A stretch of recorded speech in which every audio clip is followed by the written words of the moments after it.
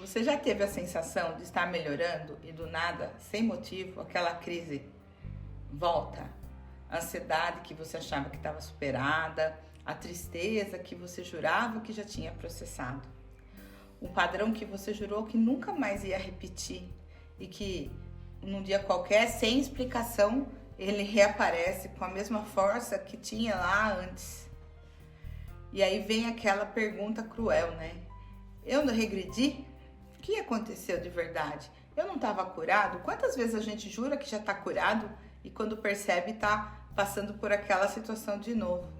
Será que aquele esforço que a gente tinha feito não está servindo para nada? E daí vem essa dúvida. Se você é novo por aqui, meu nome é Ana Paula Gimenez e esse é o canal Espiritualidade na Real, onde eu trago sempre situações do dia a dia, ensinamentos para a gente colocar a espiritualidade no dia a dia, sem enrolação. E hoje eu quero falar com você sobre o capítulo 8 do livro No Mundo Maior, e explica principalmente nesse capítulo o fenômeno desses padrões que a gente tem, dessas manifestações que aparecem de uma hora para outra que a gente não entende. Por que uma coisa que a gente parou de fazer, de repente a gente faz? O capítulo 8 chama-se No Santuário da Alma. E o André, como sempre, passeando com o Calderaro, questionando coisas que ele vê e ele quer entender, porque ele é como se fosse um estagiário, ele está acompanhando. E aí o Calderaro conta uma história de um jovem que se chama Marcelo, e acontece que e explica exatamente o que está acontecendo com ele. E é bom a gente ficar prestando atenção nessa história, porque vai mudar completamente a forma como você vai encarar a recaída. O Marcelo é um rapaz jovem, criado numa família amorosa, estruturada, família que se reúne para fazer oração, que se apoiam de verdade. E mesmo assim, ele sofre algumas crises que pareciam epilepsia. São episódios que chegavam do nada e derrubavam ele por completo, ele ficava bem abatido.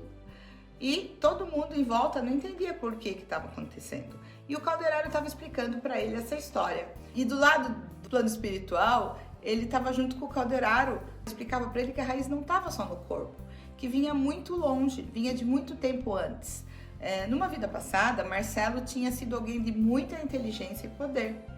E, infelizmente, ele usou esse poder de forma cruel. Ele impôs autoridade sem nenhum cuidado com quem estava do outro lado, fez muitas vítimas ao longo dessa existência.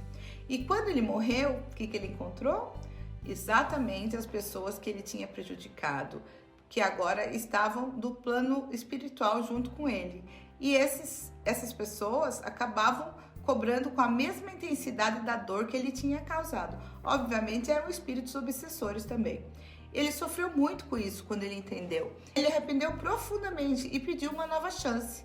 E foi aí que ele renasceu nessa família estruturada, cheia de amor, e decidiu se reconstruir.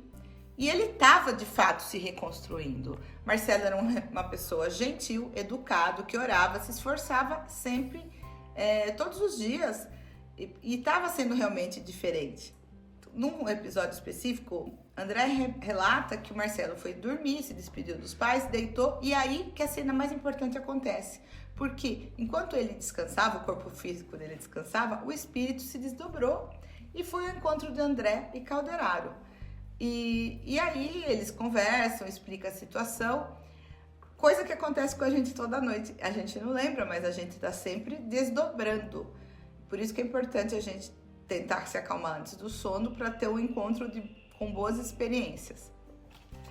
Que aí a gente pode ter muito aprendizado.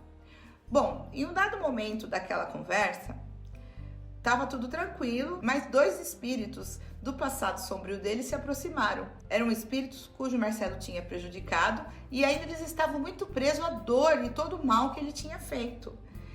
À medida que esses espíritos foram se aproximando, ele simplesmente assustou, mesmo tendo proteção no ambiente que ele estava, ele não tinha noção dessa proteção. E ele foi tomado pelo medo e de repente ele corre desesperado. Ele volta para o próprio corpo porque era o refúgio que ele sabia, que ele conhecia, que ele tinha. E é ali que acontece então convulsões. O corpo dele reagiu E era como se o organismo dele lembrasse na pele a dor que ele já tinha na consciência, na mente humana dele, que estava guardado lá no fundo. Ele não lembrava, mas ele tinha. E repara, ele não fez nada errado, ele só teve contato. Ele não regrediu, ele não encostou nem por um segundo, ele não fez nada. Ele simplesmente mexeu em algo, fez ele lembrar algo que não estava totalmente cicatrizado. Quando ele viu aqueles espíritos, ele recordou situações que ele já tinha passado no passado. E a gente vive isso o tempo inteiro. Pode prestar atenção. Muitas vezes a gente tem sensações que a gente não entende, porque um cheiro, uma frase específica, algo consegue derrubar a gente de uma hora para outra. Às vezes você não percebe, mas de repente você fica mal e não consegue entender. O livro chama isso de reflexo, algo que ficou marcado tão fundo na gente que reage automaticamente. É uma vontade que ela está além da nossa consciência. A gente está colorado, a gente está diferente, mas existe uma camada mais antiga ainda que guarda essa memória. E quando ela é tocada, mesmo que de leve, seja por obsessor, como no caso do Marcelo, ou seja como uma situação no cotidiano, no nosso caso, ela responde do jeito que sempre respondeu. Às vezes a gente tem essas quedas, essas mudanças, essa tristeza, um estado de raiva. E isso não é fraqueza. Esse é o ponto importante. Isso não é fingimento. Não quer dizer que você não tenha melhorado. Quer dizer que a ferida ainda não foi curada suficientemente. E a marca não desaparece só porque a gente resolveu seguir em frente. A marca está lá. E aqui cabe uma pulguinha atrás da orelha. O próprio livro não descarta, o Calderaro fala que a medicina tem um valor muito grande e reconhece o trabalho sério dos médicos e dos psiquiatras. Mas ele levanta a possibilidade que a gente muitas vezes descarta demais por ceticismo. Por trás de alguns sofrimentos existe uma camada energética, espiritual, que a ciência talvez nem saiba medir ainda. E eu não estou dizendo que a gente tem que substituir tratamentos, mas é que a gente tem que tratar também essa camada espiritual. E você não precisa ser espírita, não precisa ser da Umbanda, você não precisa ser de nenhuma religião que acredita em reencarnação para aceitar isso. Você precisa começar a não descartar de cara. Porque não é porque a gente não consegue medir no exame que isso não existe.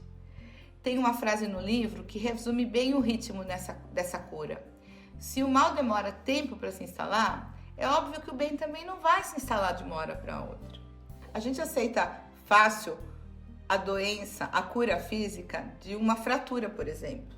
Mas quando é uma ferida emocional ou espiritual, a gente cobra de si mesmo. Uma cura rápida, uma cura instantânea.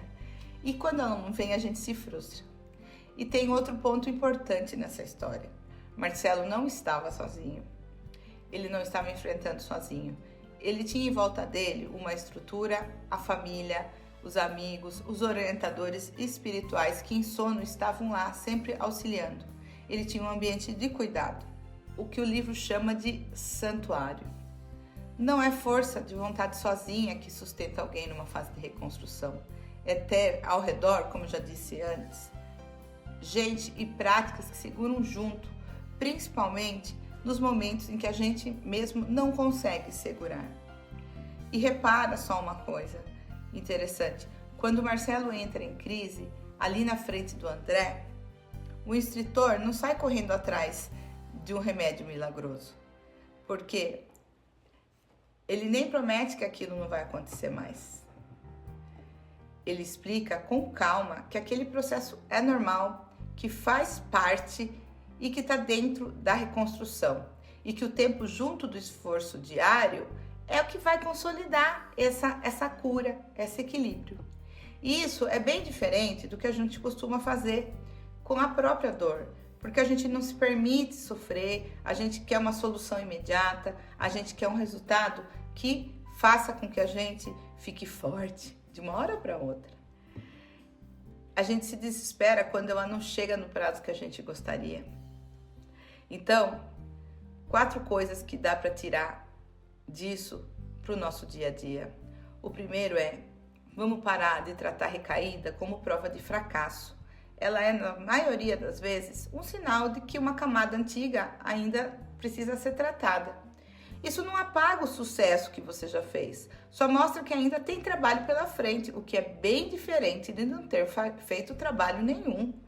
Se você passou meses sem beber, sem brigar, sem cair naquele pensamento vicioso e um dia para outro caiu nele de novo, isso não apaga todos os seus meses de esforço. Ao contrário, isso é o processo se mostrando onde ainda você precisa melhorar e é importante ficar atento a isso. Segundo, identifique os gatilhos sem culpa. Assim como o Marcelo reagia à proximidade de certas presenças em certas situações, nós também temos gatilhos que podem fazer isso conosco. Pode ser uma lembrança, pode ser a ligação de um familiar que te liga e deixa mal o dia inteiro, pode ser um comentário específico que sempre traz à tona uma insegurança antiga. Reconhecer isso não é fraqueza, é autoconhecimento, é se proteger e se planejar. E é o primeiro passo para dessensibilizar essas marcas, em vez de ser pego de surpresa todas as vezes que ela aparece, porque o conhecimento é o melhor trunfo que você pode ter. Terceiro, não tente atravessar isso sozinho. Assim como o Marcelo tinha a família dele e os orientadores espirituais, você precisa ter seu próprio santuário, pessoas, práticas, apoio profissional, seja o que for, um hobby, um lazer que sustente você, quando essas cicatrizações profundas ainda estão em curso. Cuidado que isso pode te pegar de surpresa. Isso pode ser uma terapia, um grupo de apoio ou simplesmente ter uma pessoa que você possa confiar para ligar quando tiver uma crise e pedir um apoio. Dentro desse santuário, vale também cuidar da parte energética, não só da mental, mas da energética e da espiritual, porque como a gente viu, elas caminham juntas. E o quarto, dê tempo ao tempo, mas sem parar de agir enquanto ele passa. Caminhe junto, permita que ele trabalhe e assim você continua fazendo a sua parte. O livro deixa bem claro que o esforço diário de Marcelo, a oração, a disciplina, os cuidados com os próprios pensamentos, foi aos poucos reduzindo a intensidade das crises. E não foi uma cura de um dia para outro, foi uma construção repetida de muito tempo, de encarnações, mesmo nos dias que parecia que nada estava mudando. É exatamente aqui que desenvolver essa conexão espiritual faz toda a diferença, não como um discurso bonito, mas como uma ferramenta prática para o nosso dia a dia. Estar em conexão com a espiritualidade te fortalece e dá condições de enfrentar tudo aquilo que chegar no seu caminho. Aprender a acessar essa conexão, entender seus próprios padrões mais fundos, de sensibilizar essas marcas antigas da consciência, é algo que sustenta numa reconstrução de verdade, não só força de vontade, mas é um mecanismo que te dá força de vontade e te permite segurar isso. Aprender a acessar essa conexão, entender os padrões mais profundos, entender essas marcas antigas que estão na nossa consciência, é o que sustenta uma pessoa quando ela está na sua reconstrução. Não é só a força de vontade, mas é um mecanismo que te faça caminhar firme e sempre. Eu, na minha jornada, tenho buscado muito isso. E uma ferramenta que eu uso para esse tipo de situação é o Aura Master. Essa é uma técnica de alívio rápido que tira essas sensações, essas ansiedades, essas crises, trabalha na nossa aura, tirando todo aquele ego que está atrapalhando a gente de ver o que é verdade. A Aura Master trabalha o nosso eu personagem que está completamente contaminado e me faz sentir muito melhor. Se você reconheceu alguma crise que está tendo ou alguma situação parecida enquanto assistir esse vídeo, deixa seu like, escreve para mim nos comentários o que você está sentindo, se você já passou por isso. Se inscreve no canal e compartilha com alguém que também está numa fase parecida, porque quando a gente está em reconstrução, a gente quer ser apoiado. Então, nada como apoiar e ser apoiado. Se você quiser também, eu te convido a fazer a Aura Master. Quem sabe uma sessão vai te fazer sentir muito melhor, energizado e ajudar a cicatrizar essas camadas que estão te prejudicando de ir mais longe, de superar e de ter uma vida mais plena e feliz.